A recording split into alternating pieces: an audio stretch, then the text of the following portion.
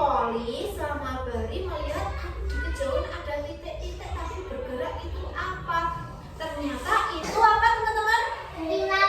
Anjing laut. Dia jalan sendirian. Dengan sigap Bu Poli meloncat dan menangkap kepala anjing laut itu.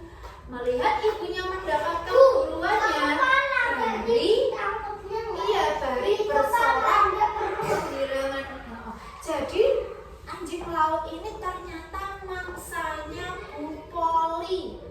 Ketika Bu Poli bisa menangkap anjing laut ini, Bari kesenangan. Yeay, mama dapat apa? Dapat mangsa bisa buat makan.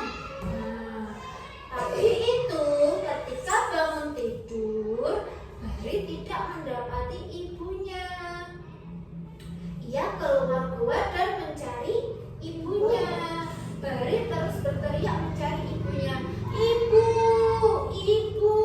Ia menuju ke arah laut karena ia pikir ibunya sedang mencari makanan. Tapi ia kecewa karena sesampainya di laut ia tidak menemukan ibunya. Di sini Bari